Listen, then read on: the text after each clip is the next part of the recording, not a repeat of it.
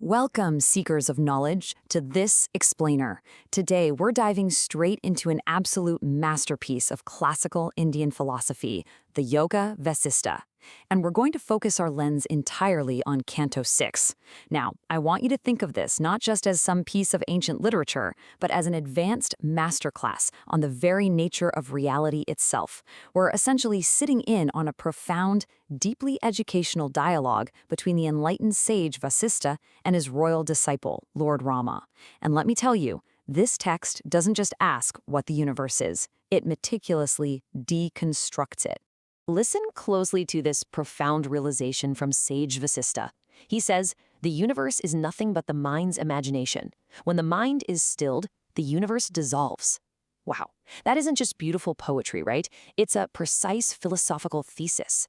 Sarg-6, or Canto 6, reveals that our entire reality, literally everything you see, touch, and experience, is essentially just a projection of consciousness. It completely challenges our fundamental assumptions about what is actually real and what is merely perceived. So to unpack all of this, here is our roadmap for today. We'll cover the illusion of the body, the origins of cosmic ignorance, time and space, the cosmic kalpavriksha, the 7 stages of wisdom, and finally, liberation through renunciation.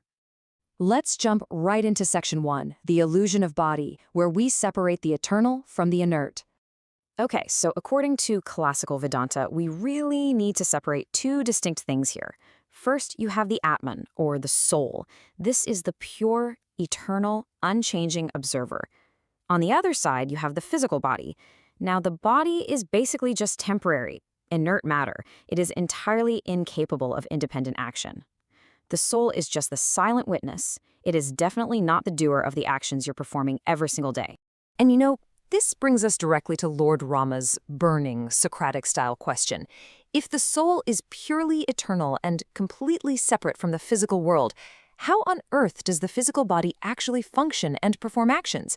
Think about it. If the Atman is just sitting there witnessing and the body is literally just inert material, like a stone or a block of wood, how does it walk, talk, think, and do all these incredibly complex things? What exactly is the invisible bridge between the eternal observer and this physical shell? Well, sage Vasistha's answer introduces 2 absolutely vital Sanskrit concepts, prana and the mind. Prana is the subtle life force, and together with the mind, they act as these subtle activators. They are what actually animate the gross physical body. Because the mind sits so incredibly close to the radiant consciousness of the Atman, it kind of borrows its light. The mind then moves the prana, and the prana moves the physical body. And this whole mechanism creates this powerful yet entirely false illusion that the physical body itself is a conscious, acting self. Meanwhile, the Atman remains perfectly, flawlessly still. Moving on to Section 2, Origins of Cosmic Ignorance, or the Trap of Sankalpa. So you might be wondering, if the soul is just a witness, how did it get trapped in this messy illusion of suffering in the first place? How does the eternal observer just forget its true infinite nature? Well, the text explains this through Maya, which is the cosmic illusion, and avidya, the resulting ignorance. Now, in Yoga Vasistha, ignorance is not just some passive lack of information. No, it's an active, aggressive misidentification. It's this cosmic veil that actively tricks the infinite, limitless soul into truly believing, hey, I am this finite, inert, physical body. And the crucial point here is how this ignorance sustains itself. It uses the cycle of sankalpa. Sankalpa roughly translates to mental intention, volition, or imagination. Here is exactly how the trap works. The mind uses sankalpa to project its desires onto the external world. These projected desires naturally create really strong attachments to the things we want and aversions to the things we don't want. This constant mental conditioning, this endless, exhausting loop of wanting and rejecting, is exactly what binds the free soul to the cycle of suffering. We are quite literally trapped by our own imagination. Now, Section 3, Time, Space, and the Multiverse. Let's look at the subjective cosmos. This is where sage Vasistha totally zooms out to a cosmic scale. Listen to this absolutely staggering realization. Disha and Kala have no absolute reality. They are merely extensions of the mind's perception. Disha means space, and Kala means time. Vasistha is telling Rama that time and space are not these rigid, objective containers that we're all just living inside. Instead, they are highly elastic and entirely subjective. I mean, think about your own life. A single moment of joy can feel like it passes in a second, right? While a moment of real pain can stretch on and feel like an eon. Because reality is being projected by the mind, the very coordinates of that reality, space and time, are really just mental constructs too.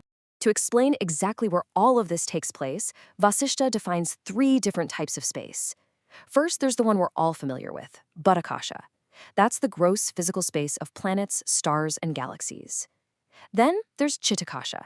That's your mental space, where all your thoughts and dreams happen. But the ultimate reality, that's Chittakasha. It's the infinite, pure space of consciousness. Both the physical universe and the mental universe are just tiny little bubbles floating around within this ultimate infinite canvas of Chittakasha. Let's step into Section 4, the Cosmic Kalpavriksha, the Tree of Infinite Realities. To help Rama really grasp this immense, mind-bending scale, Vasishtha brings in the brilliant metaphor of the Kalpavriksha, which is a cosmic wish-fulfilling tree. Just as a tree branches out infinitely, so does reality itself. According to this text, infinite universes actually exist simultaneously.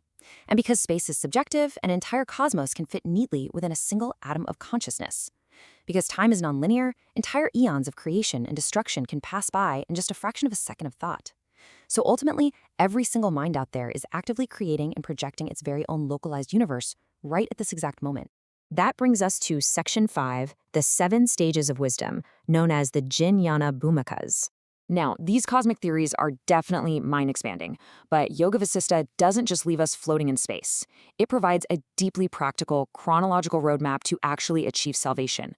Vasistha gives Rama 7 precise stages. Stage 1 is Subhakacha, that initial burning yearning for the truth. Stage 2 is Vitarana, active self-inquiry and studying the ancient texts. Stage 3 is Tanumanasa, the thinning of the mind, where all those worldly desires finally start to fade away. Stage 4 is Sattvapati, the attainment of pure luminosity and truth. Stage 5 is Asamsakti, becoming completely unaffected by the illusions of the world. Stage 6 is Padarthabhavani, directly seeing the physical world as entirely unreal. And finally, Stage 7 is Turiya, the ultimate, non-dual state of complete liberation. Okay, so to synthesize those 7 stages into some practical, everyday application for the modern seeker, it essentially looks like this. First, you have to genuinely desire liberation and intentionally surround yourself with spiritual knowledge. Second, you actively contemplate the scriptures and deeply question the nature of your own self. Third, and this is a big one, you rigorously dissolve your mental attachments and intentions. That's the sankalpa we talked about earlier. And finally, by thinning out the mind, you are able to rest permanently in the pure, blissful state of the Atman. And that leads perfectly into Section 6, Liberation through Renunciation, or dissolving the mind. So how do you actually snap that heavy chain of sankalpa and just rest in the Atman? Well, the answer is renunciation, but actually probably not in the way you might be thinking. True renunciation is not about abandoning the physical world. It's about abandoning the mental construct of I and mine. Classical renunciation isn't about running away to go live in a cave in the forest somewhere. Honestly, you can sit in a cave all day long, but if your mind is still in there generating desires and attachments, you're still completely bound. True liberation is an inner detachment. It is the complete surrender of the ego, the ahankara, and the absolute cessation of your mental projections. To really cement this practical lesson for you, let's just compare the 2 states side by side. Bondage is a state where you're constantly reacting to the physical world. You're falsely identifying with your inert body, and you're just relentlessly driven by sankalpa, your mental intentions and desires. Liberation, on the flip side, is acting purely as a witness. You're still out there performing actions outwardly, sure, but inwardly you abide in Chittakasha, that pure space of consciousness, completely free from all mental conditioning. All right, let's look at our summary and set up the next canto as we integrate this incredible vision. As we wrap up the teachings of Canto 6, here are the absolute key takeaways I want you to remember. First, the physical body is totally inert. It's the mind and prana that create the illusion of an acting self. Second, cosmic ignorance is simply the eternal soul falsely identifying with this temporary physical body. Third, the universe, and yes, that includes time, space, and infinite dimensions, is entirely a subjective projection of your consciousness. Fourth, we escape this endless projection by following those 7 stages of wisdom. And finally, true freedom is achieved inwardly by renouncing that deeply ingrained mental habit of sankalpa. Sage Vasistha leaves Lord Rama and all of us with this profoundly beautiful piece of concluding advice. He says, "O Rama, remain established in the infinite consciousness, performing actions outwardly, but remaining utterly still inwardly." I mean, what a perfect transition into Sarg-7, where the text is going to explore exactly how an enlightened being actually lives and operates in the day-to-day world, while maintaining this absolute, unshakable inner stillness. Before we go, I really want to leave you with a final provocative thought derived directly from today's explainer. If Sage Vasishta is completely right and your entire universe is genuinely just a projection of your own mind, what kind of reality are you choosing to project right now? Thank you so much for joining me on this deep dive into the Yoga Vasishta. Keep questioning, keep learning, and I'll see you in the next explainer.